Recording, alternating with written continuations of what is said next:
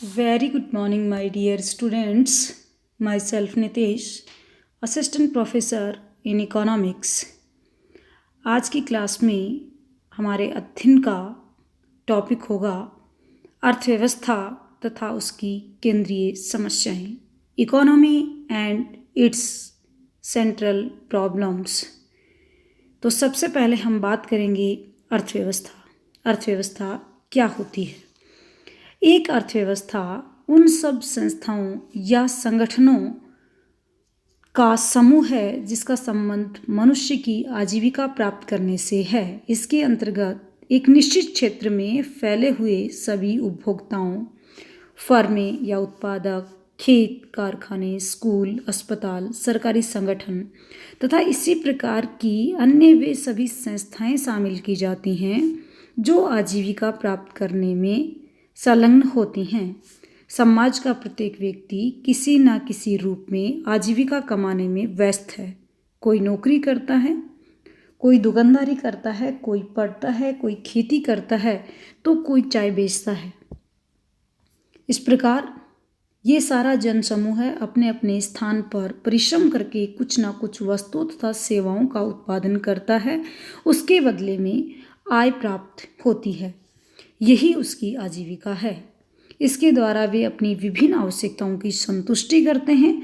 अतएव किसी देश की अर्थव्यवस्था में उस सारे जन समूह को शामिल किया जाता है जो कृषि, वनों, खानों, दुकानों, स्कूलों, कॉलेजों, सिनेमा घरों, दफ्तरों, बैंकों, अस्पतालों, सड़कों, नहरों, रेलों आदि में काम करके अपनी आजीविका कमाते हैं और अपनी आवश्यकताओं की संतुष्टि करते हैं। ऐसी अर्थव्यवस्था किसी गांव, नगर, देश या संपूर्ण विश्व की अर्थव्यवस्था हो सकती है।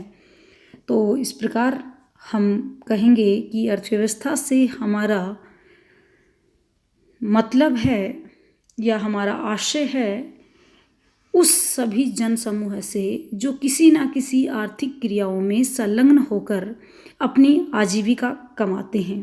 अर्थव्यवस्था वह प्रणाली है जो उस विशेष क्षेत्र में व्याप्त है जिससे उस क्षेत्र में होने वाली आर्थिक क्रियाओं की प्रकृति एवं स्तर को बताता है। इससे ये प्रकट होता है कि संबंधित क्षेत्र के लोग किस प्रकार अपनी आजीविका कमाते हैं। अर्थव्यवस्था की समस्याओं की अगर हम बात करें तो सबसे पहले हम जानेंगे कि आर्थिक समस्या क्या होती है, यानी इकोनॉमिक प्रॉब्लम क्या है। प्रत्येक नागरिक की आवश्यकताएं असीमित हैं, परंतु उन्हें संतुष्ट करने वाले अधिकतर साधन सीमित हैं। एक अर्थव्यवस्था के लिए यह संभव नहीं है कि वह प्रत्येक नागरिक के लिए प्रत्येक वस्तु का उत्पादन कर सके, क्योंकि किसी भी अर्थव्यवस्था के पास इतने अधिक साधन नहीं होते हैं। अतः प्रत्येक अर्थव्यवस्था को ये चुनाव करना पड़ता है कि अर्थव्यवस्था के वैकल्पिक प्रयोग वाले साधनों जैसे भूमि, श्रम तथा पूंजी का किस प्रकार कुशलतापूर्वक प्रयोग किया जाए। उदाहरण के लिए अर्थव्यवस्था को यह निर्णय लेना पड़ता है कि कितने साधनों का प्रयोग मक्खन के तथा कितने साधनों का प्रयोग बंदूकों के उत्पादन के लिए किया जाए। साधनों के विभिन्न उपयोगों में बंटवारे संबंधी इस समस्या को ही हम आर्थिक समस्या कहते हैं। हमारे पास जो आर्थिक समस्या है उसका कारण यह होता है कि हमारे पास असीमित आवश्यकताएं हैं, उनको पूरा करने के लिए सीमित साधन हैं और सीमित संसाधन जो हैं उनके वैकल्पिक प्रयोग हैं। साधन सीमित हैं। प्रत्येक अर्थव्यवस्था चेन की समस्या का सामना करती है, यानी उसे चुनाव करना पड़ता है। यह मौलिक आर्थिक समस्या है। यह वैकल्पिक प्रयोगों में संसाधनों के आवंटन की समस्या से संबंधित है। यह सामान्यतः संसाधनों के आवंटन की समस्या के रूप में जानी जाती है। इसके 3 पहलू हैं जो इस प्रकार से हैं। जो सबसे पहले एक अर्थव्यवस्था में समस्या आती है वो ये है कि क्या उत्पादन किया जाए। प्रत्येक अर्थव्यवस्था को इस समस्या का सामना करना पड़ता है कि उत्पादन क्या किया जाए। प्रत्येक अर्थव्यवस्था की सबसे पहली समस्या है कि कौन सी वस्तुओं का तथा सेवाओं का उत्पादन दुर्लभ साधनों द्वारा किया जाए। इससे कि लोगों की अधिकतम आवश्यकताओं को संतुष्ट किया जा सके। इस समस्या के उत्पन्न होने का मुख्य कारण यह है कि आवश्यकताओं की तुलना में साधन सीमित होते हैं। अतः यह समस्या वास्तव में सीमित संसाधनों के आवंटन की समस्या है। वैकल्पिक प्रयोगों में सीमित साधनों का बंटवारा संसाधन बंटवारा कहलाता है। उसके बाद जो दूसरी हमारे सामने महत्वपूर्ण समस्या है वो है उत्पादन कैसे किया जाए। अर्थव्यवस्था की दूसरी केंद्रीय समस्या ये है कि उत्पादन कैसे किया जाए। यह पहली समस्या पर ही आधारित है। हमें पहले ये निर्धारित करना होगा कि कौन सी वस्तुओं का कितनी मात्रा में उत्पादन करना है। उसके पश्चात हम ये निर्धारित करेंगे कि उन वस्तुओं का उत्पादन कैसे किया जाए। यह समस्या उत्पादन तकनीक के चुनाव से संबंधित है। संसाधनों को उन वस्तु तथा सेवाओं के उत्पादन में किस प्रकार प्रयोग किया जाए। अर्थव्यवस्था को यह भी देखना होगा कि जो फर्में उन वस्तुओं का उत्पादन कर रही हैं जिनके उत्पादन के संबंध में निर्णय लिए जा चुके हैं, उन्हें उन वस्तुओं तथा सेवाओं का उत्पादन करने के लिए उपयुक्त साधन प्राप्त होने चाहिए।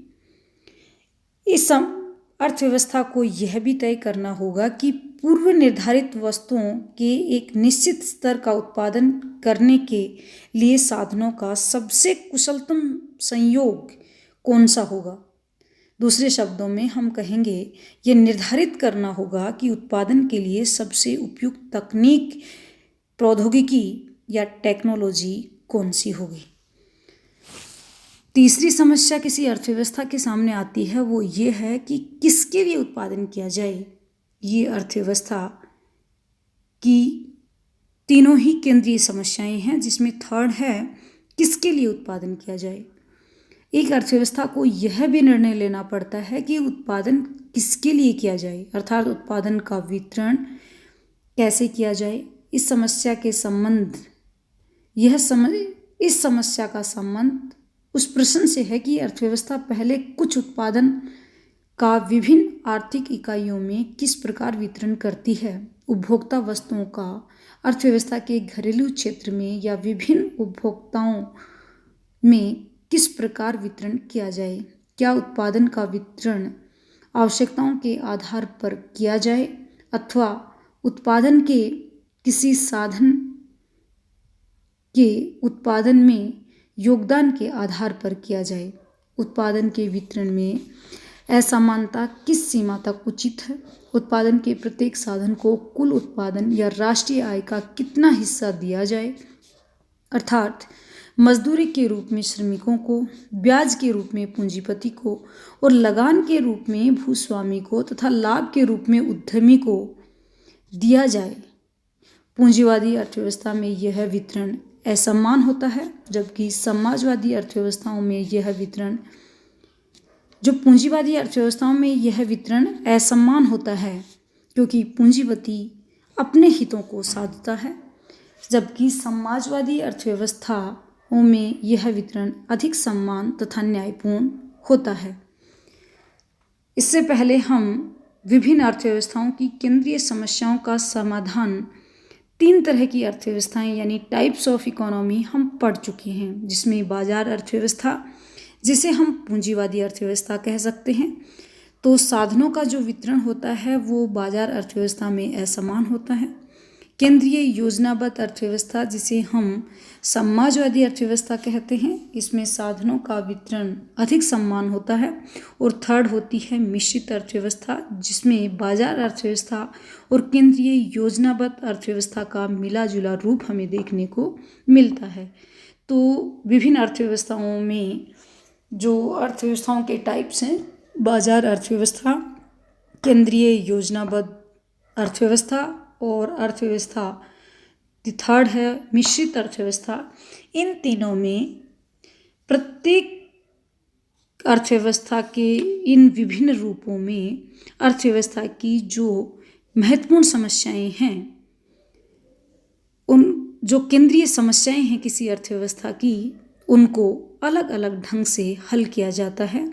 जो अर्थव्यवस्था की केंद्रीय समस्याएं हैं, क्या उत्पादन किया जाए, कैसे उत्पादन किया जाए और किसके लिए उत्पादन किया जाए, इन तीनों ही समस्याओं का इन विभिन्न अर्थव्यवस्थाओं में अलग अलग तरीके से समाधान किया जाता है। Thank you so much. अगली क्लास में हम फिर मिलेंगे किसी नए टॉपिक के साथ में। Thank you.